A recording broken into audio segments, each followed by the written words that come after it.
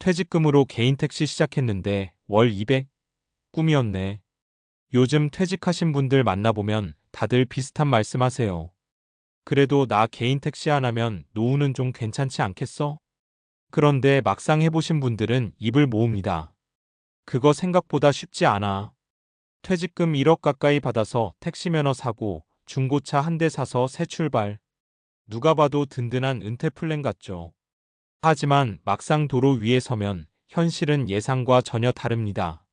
수입은 줄었는데 기름값 보험료 유지비는 치솟고 몸은 예전 같지 않은데 근무 시간은 오히려 늘어났다는 이야기. 결국 남는 건 이럴 줄 알았으면이라는 한숨뿐이죠. 은퇴 후 두 번째 인생을 너무 쉽게 봤던 건 아닐까. 사람은 누구나 은퇴 후에도 쓸모 있고 싶다는 마음이 있습니다. 그런데 문제는 준비를 일자리만 생각한다는 거예요. 퇴직하면 뭐 하지? 라는 질문에 대부분은 할 수 있는 일보다 지금 당장 가능한 일을 택합니다. 그러다 보니 많은 분들이 택시, 치킨집, 부동산 중개, 편의점 같은 누구나 할 수 있을 것 같은 일에 몰립니다. 하지만 세상에 쉬운 돈은 없습니다. 택시만 해도 마찬가지예요. 겉으로는 자유직업 같지만 현실은 경쟁업종 그 자체입니다. 게다가 요즘엔 카카오택시, 우티유버, 쏘카택시 등 플랫폼 경쟁까지 붙었죠. 결국 손님 수는 나눠지고 운행 거리 늘어나고 수입은 줄어드는 구조가 된 겁니다. 사례 1. 택시하면 한 달에 300은 기본이라던데요. 현실은 200도 빠듯. 퇴직 2년 차인 김모 씨 63는 공기업에서 30년 근무하고 퇴직금 1억 2천만 원을 받았습니다. 그중 8천만 원으로 개인 택시 면허를 사고 2천만 원으로 LPG 택시를 장만했죠. 회사 다닐 때도 운전 좋아했으니 이게 제2의 인생이다 싶었어요. 처음 몇 달은 괜찮았습니다. 새벽부터 나가 밤까지 운전하면 하루 15만 18만 원 매출, 한 달이면 400만 원 이상 벌었거든요. 그런데 기름값이 오르고 손님은 줄고 차량 유지비 보험, 수리비, 세금까지 고려하니 순이익은 200만 원 남짓. 일은 더 많이 하는데 남는 건 반토막이에요. 게다가 허리 아프고 졸음운전 위험하니까 하루 12시간도 버겁습니다. 결국 그는 2년 만에 택시를 정리하고 지금은 동네 초등학교 앞 교통지도 봉사하며 소일하고 있습니다. 일단 퇴직금만 날리지 않으면 다행이죠. 하지만 고생은 많이 했습니다. 사례 2. 치킨집 차리면 가족이랑 같이 하면 되겠지? 계산이 달랐다. 퇴직 후엔 부부가 함께 할 수 있는 일이 좋다고들 합니다. 그래서 치킨집, 분식집, 작은 카페를 많이 떠올리죠. 하지만 은퇴자, 창업의 60% 이상이 3년 내 폐업한다는 통계 알고 계신가요?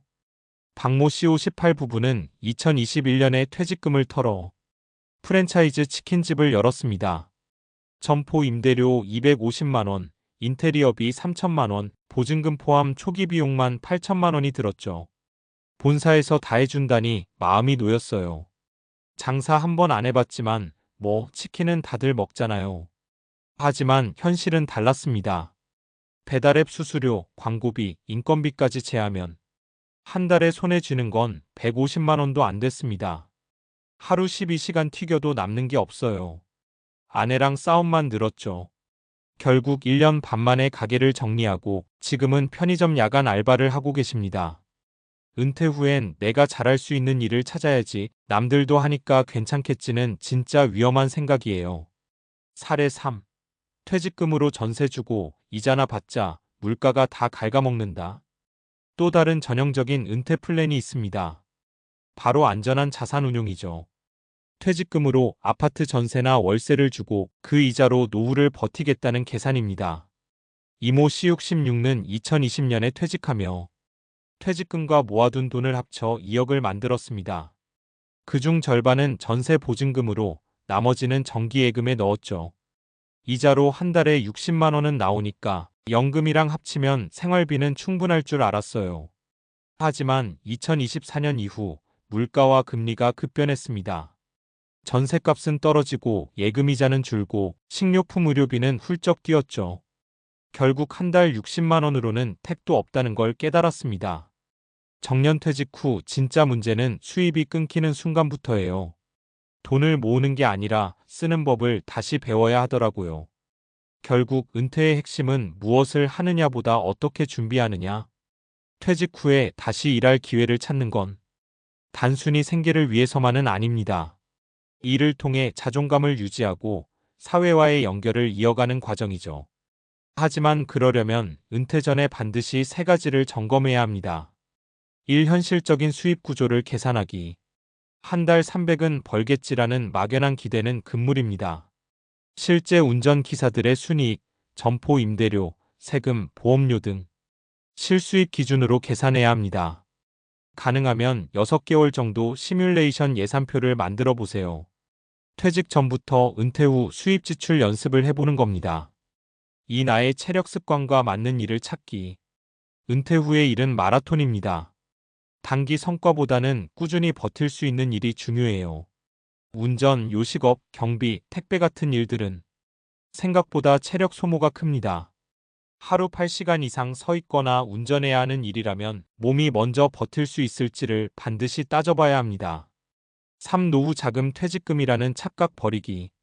퇴직금은 새 출발 자금이지 평생 자금이 아닙니다. 이 돈을 한 번에 투자하거나 무리한 창업에 쓰면 되돌리기 어렵습니다. 따라서 퇴직금 중 일부만 사용하고 나머지는 비상금과 생활비로 분할 관리해야 합니다. 요즘은 시니어 재취업 프로그램이나 지자체 창업 지원도 많으니 공공지원 제도를 적극 활용하세요. 현실적 대안. 일단 속도를 늦추자. 은퇴 후 성공한 사람들을 보면 공통점이 있습니다. 급하게 뭘 시작하지 않는다는 거죠. 퇴직 후 6개월 1년은 휴식과 탐색의 시간으로 써야 합니다. 그동안 본인이 진짜 원하는 게 뭔지, 생활비가 얼마 드는지, 건강 상태는 어떤지 파악해야 하죠. 그리고 그 다음 단계로 작은 일부터 시작해보는 겁니다. 예를 들어 아침 시간만 운전하는 파트타임 대리운전, 지역 도서관 학교의 공공 일자리 프로그램, 경력을 살린 컨설팅 강의 활동, 이런 것들도 훌륭한 은퇴 설계가 될 수 있습니다. 마무리하며 퇴직금으로 개인 택시를 시작했다가 이럴 줄 몰랐다는 이야기는 요즘 흔합니다. 하지만 그 뒤에 숨은 진짜 메시지는 하나예요. 은퇴는 끝이 아니라 준비되지 않으면 또 다른 시작이 더 힘들다. 인생 2막을 잘 살아내기 위해 필요한 건 돈보다 계획, 일보다 균형입니다.